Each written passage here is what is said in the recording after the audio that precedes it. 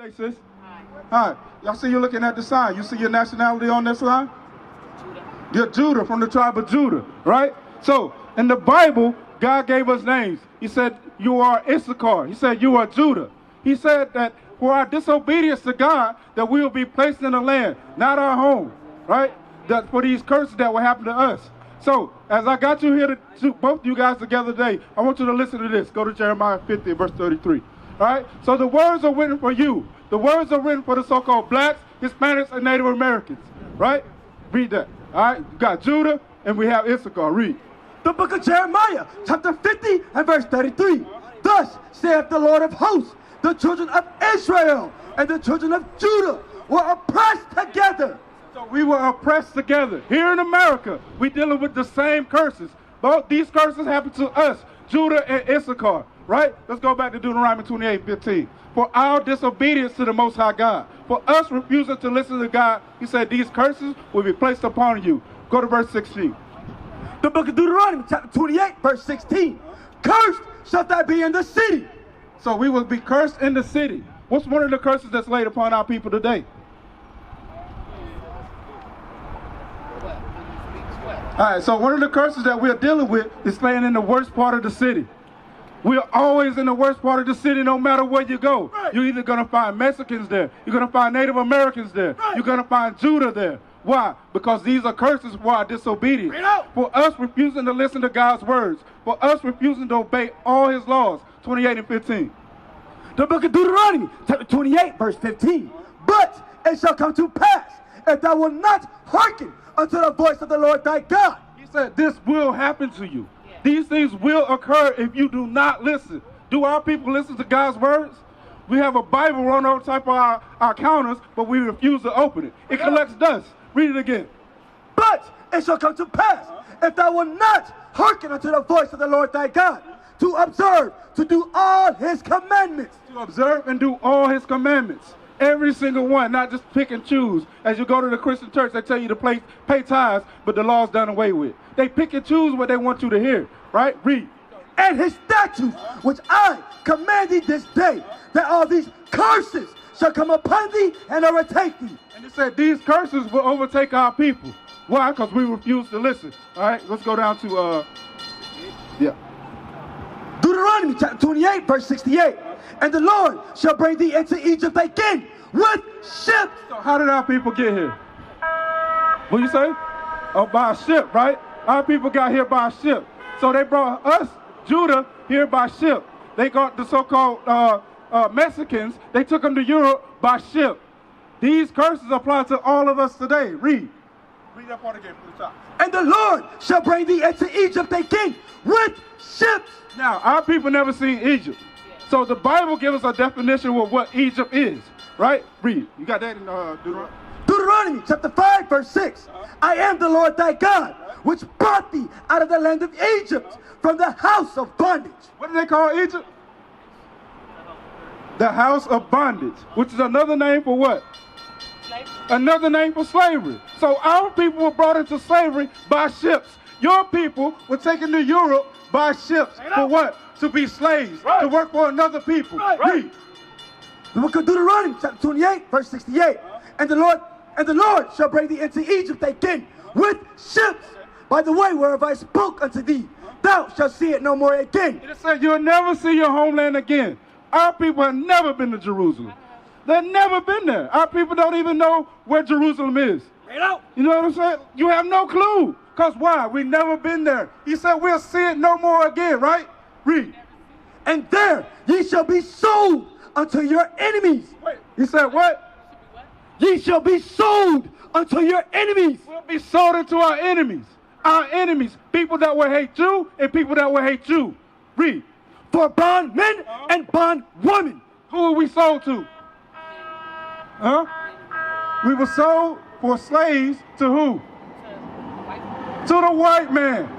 To our enemies. The Bible calls them our enemies. We were placed on auction blocks. Look right here. It didn't just happen to the black people. It just didn't happen to the Mexican man. It just didn't happen to one race of people. It happened to the Israelites. The Bible is written to the Israelites, to the so-called blacks, Hispanics, and Native Americans. Read it again. And the Lord shall bring thee into Egypt again with ships, by the way whereof I spoke unto thee. Thou shalt see it no more again. And there ye shall be sold unto your enemies for bondmen and bondwomen, and no man shall buy you. And we have not changed. We have not got out of the conditions that we're in today, because nobody can redeem us. Malcolm X could not redeem us. Martin Luther King could not redeem us. He could not get us out of these conditions. We're still dealing with it today. Why? Because we refuse to listen to God's laws. We hear it, but we keep moving, right? These are God's laws that we got to obey. So I'm going to give you one law today, all right? Let's go to 1 Corinthians chapter 11. All right, you say your name was Manny? What's your name, sis? Katrina. All right, nice to meet you, Katrina. My name's Ira. Like I said, we are here to teach our people, to show them that there's a better way, that we must come back to God's laws so we can get out of these conditions, right? So I'm going to give you a law today, Manny, and I want to see if you listening to God's words, or are you willing to pay attention and obey. Read. The book of 1 Corinthians, chapter 11 and verse 3. But I will have you know that the head of every man is Christ, and that... So we're setting up order in the Bible. It says that the head of every man is Christ, right? Read. And the head of the woman is the man. And the head of the woman is the man. Read. And the head of Christ is God. And the head of Christ is God. What was your question, sis? So the head of woman is man, and the head of man is Christ, right? So we got the order. Head of man is Christ, and the head of the woman is the man, all right? Read. Every man praying or prophesying, having his head covered, dishonoreth his head. So, Manny, every man, say it again. Every man praying or prophesying, having his head covered, dishonoreth his head. Every man praying or prophesying, having his head covered, dishonoreth man. So, when you hear this Bible, it's the prophecy of Jesus. You got that in Revelation? Revelation 19:2. All right? So when you hear God's words, that is prophecy, right? The book of Revelation, chapter 19, verse 10. And I fell at his feet to worship him. And he said unto me, see thou do it not. I am thy fellow servant, and of thy brethren that have the testimony of Jesus. Worship God. For the testimony of Jesus is the spirit of prophecy. So the testimony of Jesus is the spirit of prophecy. So when you hear this Bible, that is the spirit of prophecy, right? So let's go back to 1 Corinthians. You got that? The book of 1 Corinthians, chapter 11, verse 4. Every man praying or prophesying, having his head covered, dishonoreth his head.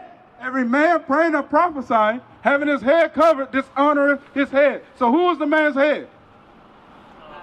It's Christ. Christ. Remember, we established the order, right? So every man hearing the word should do what? Have his head uncovered. Should take off his hat. Right. Right. You don't want to dishonor your head. Right. Right? So, Manny, you should do what? Take your hat. There you go. Take your hood off, right? So now we're honoring Christ. So now you're paying attention to God's words. Now you're starting to listen, all right, and fall into obedience, right? All right, let's get another law for the woman. All right. But every woman that prayeth or prophesieth with her head uncovered dishonoreth her head. There we go. All right, simple as that. Simple commands that you can obey, right? That's how we show that we love God. You got that for love? No, love. All right? So by obeying his words, by listening, by hearkening, right? That's how we show. That's how we can change the conditions that we've been dealing with. By listening, start to obey, right? So this is how we show that we love God. The book of 1 John, chapter 5, verse 3. For this is the love of God, that we keep his commandments. That we do what? Keep his commandments. Like the man, I'll cover his head. The woman, cover your head, right? And his commandments are not grievous. And his commandments are not hard to do.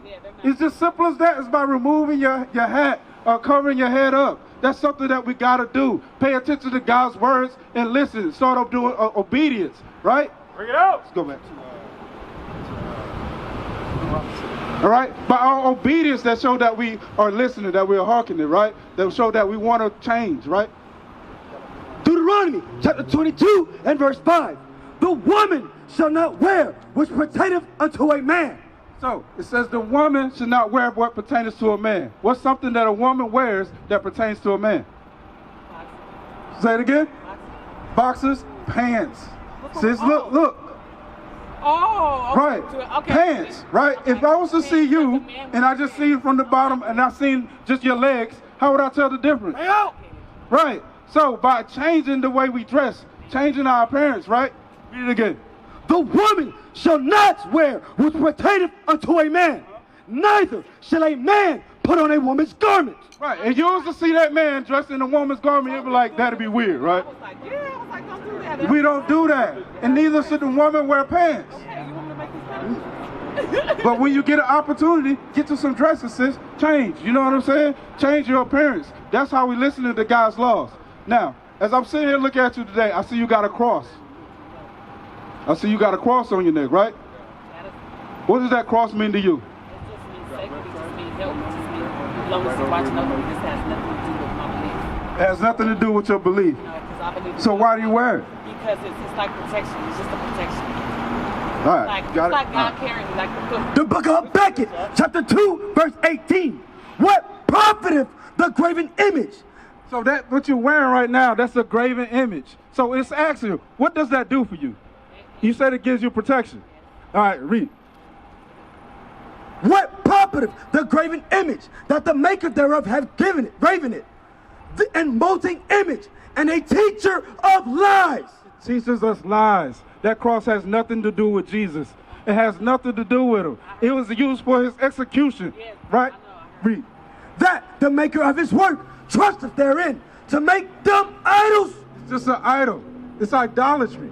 By having that cross, you're in the form of idolatry, right? Our people wear that and think, oh man, I'm closer to Jesus by wearing that. Wrong. It's idolatry.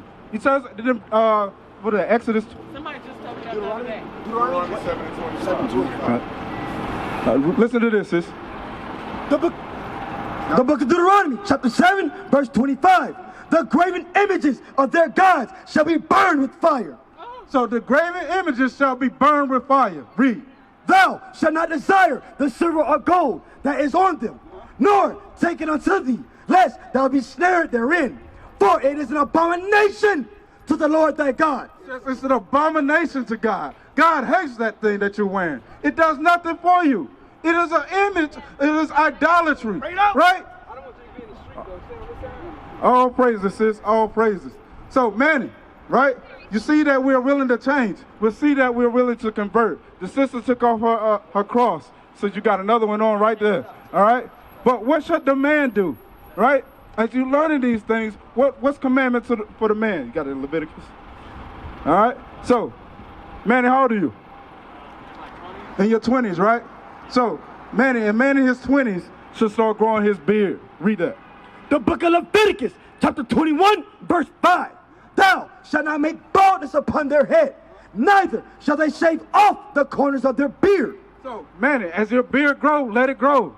Some grow in patches like mine, but guess what? It's growing, right? It says, thou shalt not shave off the corners of their beard. You should continue to grow that beard. Now, let me ask you this question, Manny. If you saw a lion in the jungle, roaming through the jungle with no mane, what would you think? They ain't no lion. That's a little kitty cat, right? And the same thing for the man. You got to grow that beard, man. Let it grow out. This is a commandment for God. We learned that his commandments are not hard. All you got to do is let it grow. Why put a razor to your face to shave it off? Let it grow, man. We used to scream black power while Heron was pushed. But at the end of the day, nothing's in vain. IUIC has been given a vision. The tents of Judah has risen. Many has attempted the mission. Minor murmuring, omitting, and missing the mark. Just reading that he had the flame of fire in his eyes gave us the spark. We on Paul's mission. We out on the road, purple and gold. From Mexico, Cuba, Haiti, Ghana, Sierra Leone. 144,000 boots banging, concrete crackling. These are our men repented at heart. The scriptures is proof. IUIC, we deliver the truth.